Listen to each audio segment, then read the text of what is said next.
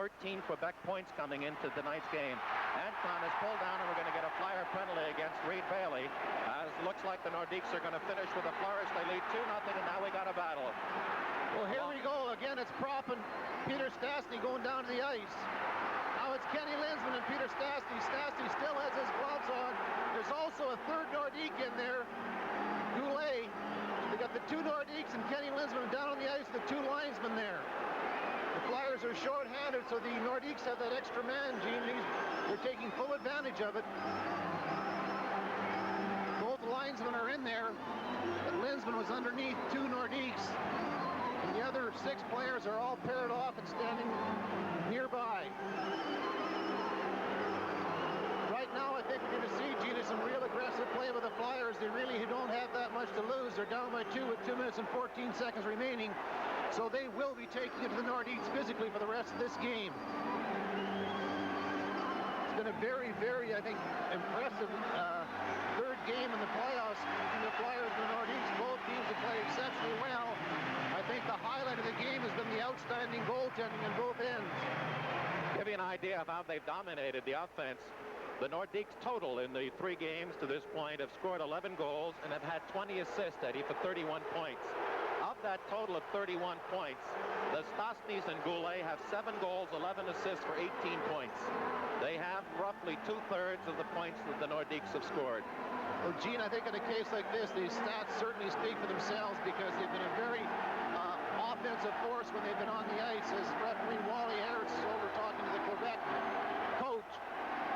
But the Stastny line has been a real threat every time it's been on the ice. The first 2 games in Philadelphia, the Bridgman line was responsible for stopping them.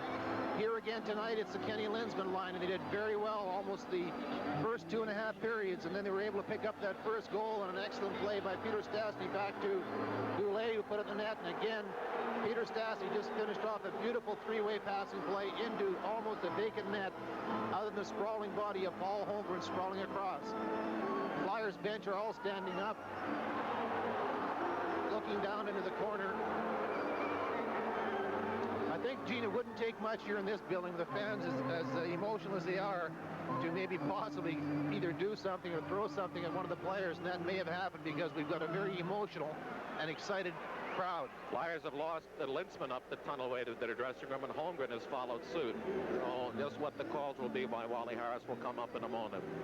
The game was scoreless until the 9:48 mark of this period, when Stastny got it back to the left point. Lacroix shot in the net, was blocked by Terry Murray and Peter Stastny in front.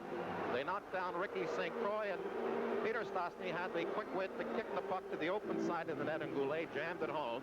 And then on a 3-on-1 break, just at this point with 2:14 left, at 17:26, Peter Stastny got what may be the insurance goal for Quebec from Anton and Michel Goulet. So despite a brilliant performance by Ricky St. Croix, you have to go back to the shorthanded breakaway in the first period by Gorence. Bouchard came up equal, and the one by Barber in the second period. Bouchard again was the winner of that. And thus the Flyers, who had a chance to take a lead, couldn't. And the Nordiques scored on their first shot of the third period. And it appears at this juncture that it just may be enough. Well, I think, Gene, in fairness, that both goaltenders have been outstanding. I mean, the Flyers had their chances early and weren't able to capitalize on it, and also the Nordiques had a couple of chances early and weren't able. But in the third period, as you mentioned, on the first shot on goal, they jumped on Ricky St. Croix and got it by him, and now they've taken that 2-0 lead with 2 minutes and 14 seconds remaining.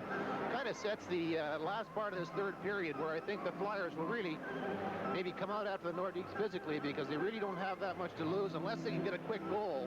They really don't have that much to lose, so they'll come after him physically and try and set the tempo for tomorrow. They're going to be short-handed because the initial play before all of that Donnybrook started was a tripping call against Reed Bailey.